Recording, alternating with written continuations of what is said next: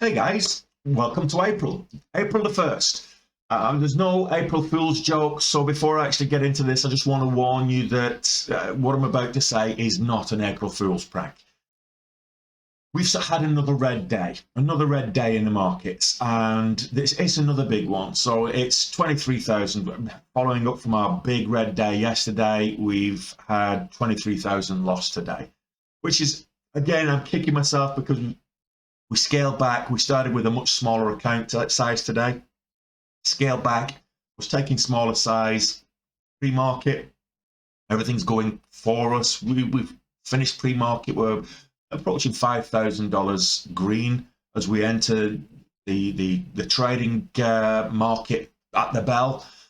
And not only did we give that back, we kind of give back that and double. So we 5,000 up as the bell rang, and then a few minutes later we're 10,000 down. And I should have left it at that. I should have thought, okay, just write it off. Coming into the weekend, first day of the month, just write it off.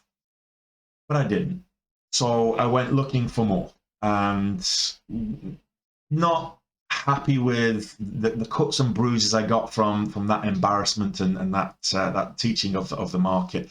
I went looking for more. And I'll go into the details. I went big size on a volatile stock coming out of a halt, and it went against me. So we finished the day 23,000 down, and that means we're going to be starting on Monday with a much smaller account, a little under $10,000, and we're going to have to grow that for the rest of the month and rest of April. So we'll see what we can do with that. And it's a challenge, but I'm not adding to the account unless I blow it up. And if I blow it up, then I'll add back, but I don't see why I should. I'm going to try and trade my way out of this, and I hope you're going to come along for the journey. So if you are going to come along for the journey, remember to hit the like button, subscribe to the channel, hit the notification bell so you get to see whenever I'm going live. So whether I make gains or losses, I'm completely transparent. Trading is risky. Yesterday and today is proof of that. I am a profitable trader. My broker will tell you that I am a profitable trader. The bank manager will tell you I'm a profitable trader. And this is testimony to show that even the best traders, and I know I'm not the best trader, top three maybe, but I'm not the best trader in the world. Warren Buffett, and then Cathie Wood, and then myself maybe. But I've got to say, even the best traders lose money. Red days are part and parcel of day trading, and you've got to accept it. And the thing is that you've got to go back to your discipline and go back to the strategy, and that's what I'm going to do on Monday. So remember to like and subscribe, as I've already mentioned, and I'll see you on Monday. Enjoy the trade summaries and the wrap-up. So today is very much a game of two halves. The first half was pre-market, and then second half after the bell. And we started trading LGVN pre-market, and if I just pull this up here, we can see that there wasn't a lot gapping up with any kind of volume, so we couldn't see it. I know GameStop had gapped up last night, but was selling off since. There was no volume with that either. AMC, the same thing. And what had been gapping up, had done it with like Chicken Soup and Black Box, that either topped out and were selling off, or they'd gapped up with not too much volume. So there wasn't a lot to choose for in terms of gappers pre-market. So the momentum scanner was working, and we saw LGVN, which we traded yesterday, and we traded earlier this week as well. So we saw LGVN. It was breaking the red to green on moving up, and it moved up quite a bit within the last 15 minutes or so. So we saw this. So we actually entered for the break of the previous day's closing price. And that's where we got in. So we entered our position there. We took some profits, about 40 cents up. We were at this stage. 1420s. We were entering at 1380s, and we took some profits at 1420s. We actually added to our position up there at 1460s. Took some more profits a little bit later. We actually got out of our position at 1480s. as it would start to make a new lows. We've got this pullback setup, this bull flag setup, and we saw this doji.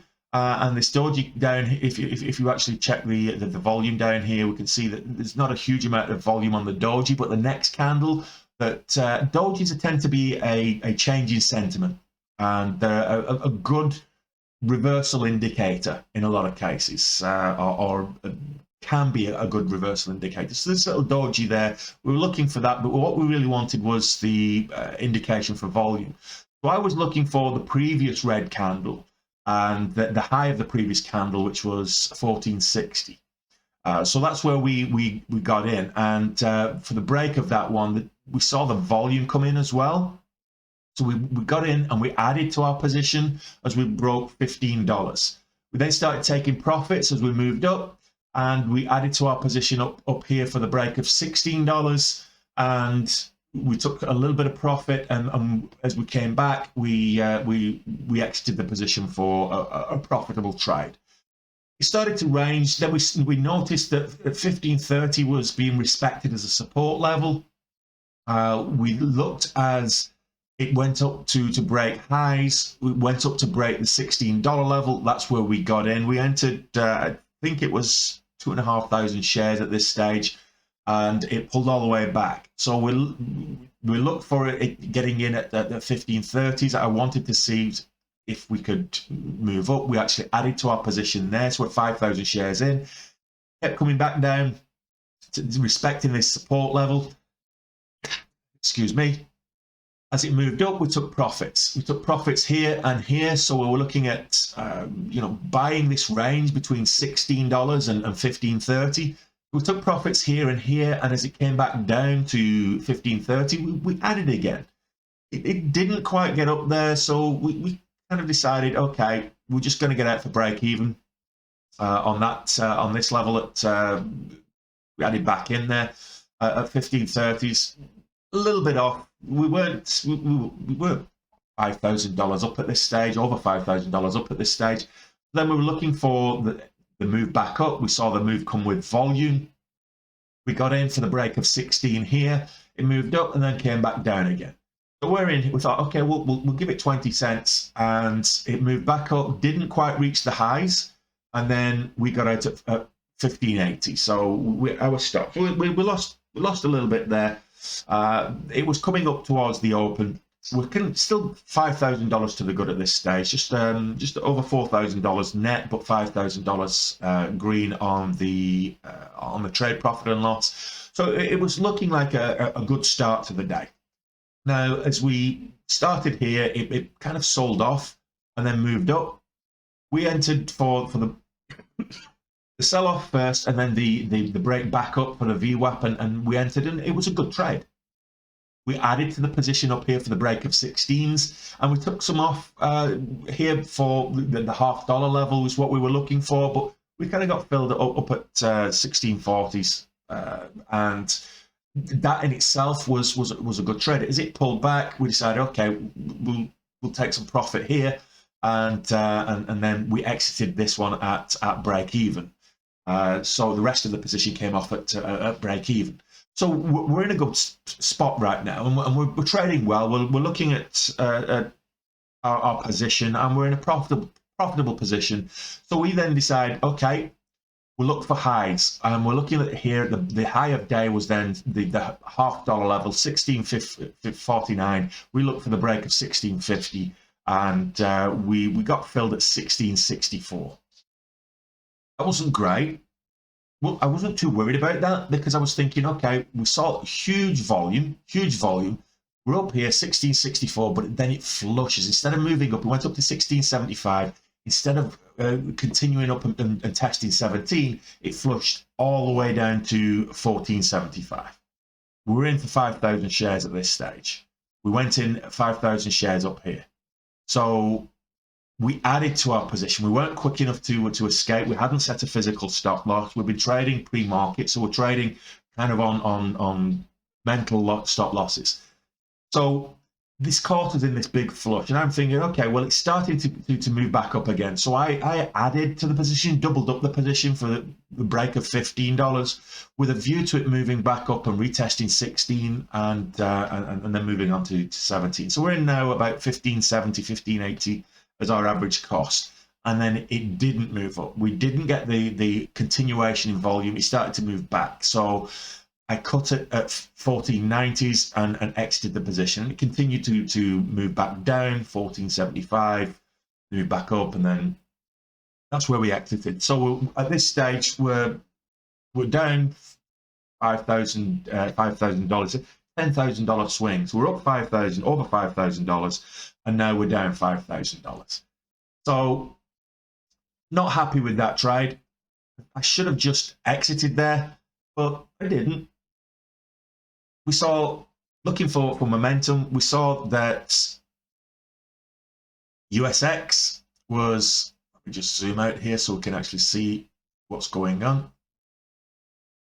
And USX was moving up on volume, hit a halt. And if I look at the 1 minute chart here, you should be able to see it better. It moved up. We got big volume, 500,000 shares traded on this 1 minute candle, 500,000 shares traded on this 1 minute candle. And again, so big volume, and it went up into a halt. I'm watching this, and when it resumes, it's gapped up. It pulls back a little bit to almost to where the halt level is before moving up again.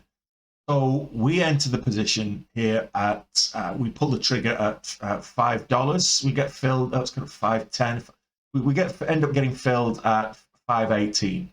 It moves up to 550, and we don't take profits. We've gone big size, 25,000 shares. It moves up to kind of 580 and then flushes back down again. And it ends up going down to kind of 480. So we're in the hole here. So I'm like, okay, do I cut it there or do I move back up? But it moves back up. It's almost break even again. So I'm holding it thinking it's gonna move up, but it doesn't. It starts then to sell off. So we exit our position as it looks to break the volume weighted average price there, and we exit at 480. So at 25,000 shares in at 518, and we exit at 480. So that's almost 40 cents at 25,000 shares. So that's nearly $10,000 that we're out of pocket on this trade. But as it touches the VWAP, because we're a little bit below the VWAP, it then moves up again. We've already exited at this stage, and I'm thinking, oh, I was just too early.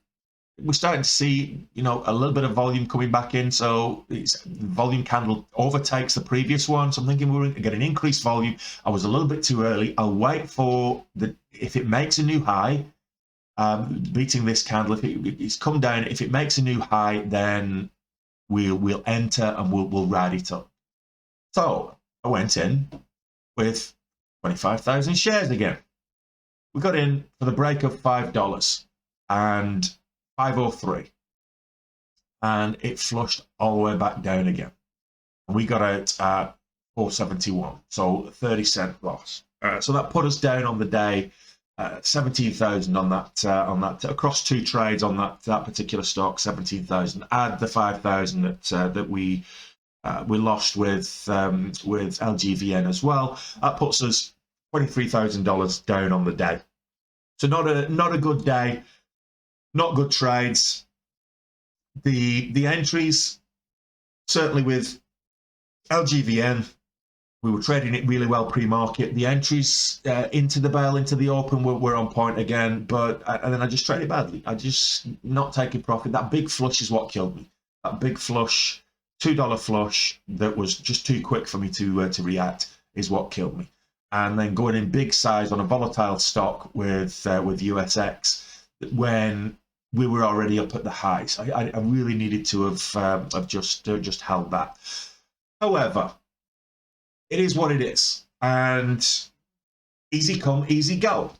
We made $84,000 profit last month. And in the space of yesterday and today, we're giving back to the market. So we made $120,000 profit in since the 1st of March. And yesterday I gave back almost 40,000 and 20,000 today. So, you know, over $50,000 in 2 days in terms of the Reds. Not great form. So I'm going to regroup over the weekend. Back at it Monday, and trading a smaller account is kind of going to be rehab for me, and I could just add back from the $80,000 I took off in profit yesterday and withdrew. I could just add some of that back next week when it clears. But do you know what? I need to trade in a smaller account for a few days, so I'm going to see how I get on next week trading in a $10,000 account. I'm not going to add any money to this account. I'm just going to trade $10,000 and see how I get on. I need to go back to basics, trade small, trade the strategies, manage my risk better, and go back to basics. Otherwise, I'm just going to dig a bigger hole. And I probably should take a few days off trading right now, but I just want to be I want to be on the stream. I want to be, you know, transparently showing my wins and my losses as I do. So I've probably had, this is probably my largest drawdown in the best part of a year now. So if I add the two losing red days together, this is you know, approaching $60,000 drawdown that I now need to recover from. So can I do that from a $10,000 account? Well, I showed in February I can go from $5,000 to 74. So let's see if I can go from 10,000 to 150. That would be nice. No, but really, I think we're just going to scale down, get back in the zone, start trading profitably again. So Monday I'll be back at it again, first thing, and be sure to join me.